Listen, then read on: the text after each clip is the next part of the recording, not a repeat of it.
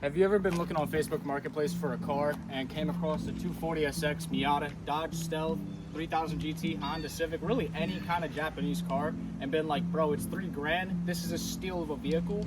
Well, I'm sorry to break the news to you, that's the trap. Yeah, on the surface it looks like a steal, but you're really buying a lot more than just a car. You're buying a disguised project car as a car. Let's talk about this cheap car fallacy, especially when it comes to JDM cars, because the truth is, man, there is no such thing as a cheap car in general anymore. So, here's how it gets you. You find a cheap 90s JDM car that looks somewhat decent. Maybe it's even running, maybe it doesn't. The seller says it needs a quick tune-up or some TLC, easy fix, just don't have time for it, and you just start to dream. Man, I will fix it up, daily it, and then shit, I can be that hot boy fucking drifting it. I can be the popular kid at school. But once you buy it, reality is gonna hit you like a goddamn torque wrench in the face, okay? Every bolt that you touch will probably break due to rust. Every part you replace reveals 2 more that needs fixed. Suddenly, that cheap $3,000 car that you bought on Facebook Marketplace has turned into a $10,000 headache. Alright, so let me break this down too. These cars are more than just money pits, and it's not just because they're old. A lot of these old 90s JDM cars were never sold in huge numbers, especially here in the States. So that means a lot of parts aren't sitting on shelves around here anymore, especially OEM stuff has been discontinued since the early 2000s. Aftermarket support is really a hit or miss. It depends on the chassis you get and if you're lucky enough that there's enough aftermarket support for it.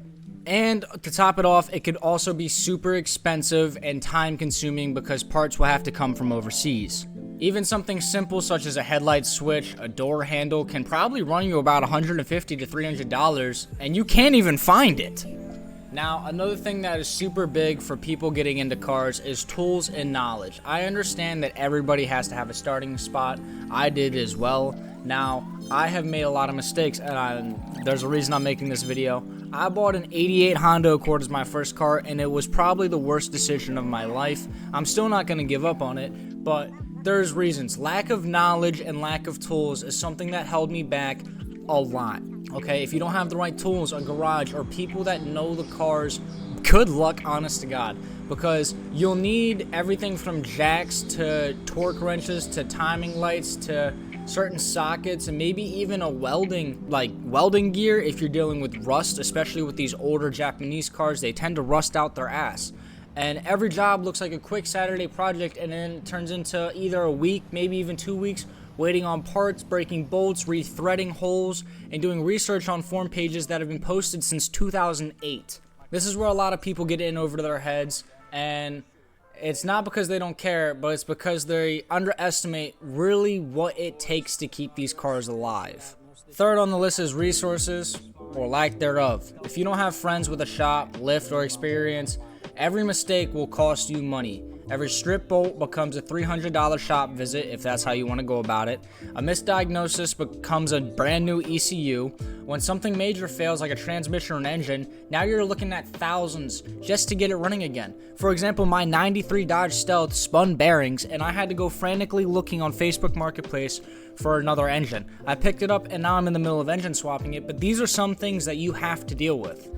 Fourth on my list is time and patience. People don't talk enough about the time it costs, okay? Every JDM project teaches patience because nothing happens fast. Rome wasn't built over a night. Waiting on parts from Japan, chasing down electrical issues, and fixing what that last owner had rigged up, you will spend weekends on weekends fixing things. You'll be bleeding the brakes, waiting for packages, redoing wiring, and it all takes time. And if you're in school or working full-time like I am, having a project car can get super exhausting. It also does take a very big and emotional toll on you, not to mention the burnout. You can feel like when your car breaks after you just fixed it, that's like you finally got it running, but it's still not there, and I cannot tell you how defeating of a feeling that is. But when you do get it right, it feels great. Don't get that twisted. It feels amazing. But when it doesn't work, and it will happen where it doesn't work, you feel like shit. There's no blatant way to put it. and it feels like no matter what you do, it will never get done. And that's the hardest hitting part. You start to lose motivation, and it's not because you stopped caring, it's because you're broken, you're tired, and you've been trying everything to make it work. And whether that's lack of time or lack of money, things sometimes have to go on hold. And that's okay too. Life happens, and that's just something a lot of people also need to learn, is life does happen. It's okay to put things on hold. Now, don't get me wrong, I'm an idiot and I bought 3 of these cars, so do not listen to a word I am saying. I'm going off of my own personal experience, so you don't have to deal with these things. But if you're really about it, and you love it, and this is your passion, then fucking go for it, because when it's running right and you finally take it for that drive, there is not a feeling like it. The sound, the feeling, the connection, it is what makes these JDM cars so special. But go into it with realistic expectations. Don't think cheap means easy. That's like saying boats are affordable because you bought one used. Then realize that boat stands for break out another 1,000. Cars are pretty much the same. They cost money. Everything costs money if you really think about it. Even doing nothing costs money because the cars don't like to just sit. Rubber dries out, fuel turns bad, and the next thing you know it, you're rebuilding half of the car just to get it running again. So yeah, that Facebook Marketplace steal, it's only cheap until it breaks, and trust me, that shit will break. But if you're in it for the right reasons, learn to build, and for the experience, and to meet some crazy nice people along the way, and if it's worth every busted knuckle and paycheck missing, then don't just lie to yourself and think this is going to be easy, because it's not. Once you start, there is no going back. But that's kind of the thing about it. There is no such thing as a cheap JDM car nowadays. There's only a cheap entry fee to a very expensive life hobby. So if you're about it, go all in. If not, maybe start with something more practical, because the real cost of these cars is not something that should be played with. It takes patience, time, love, and a lot of dedication to keep these things alive. If you like this video, please subscribe. I make videos about me working on my vehicles, and also just some videos like this.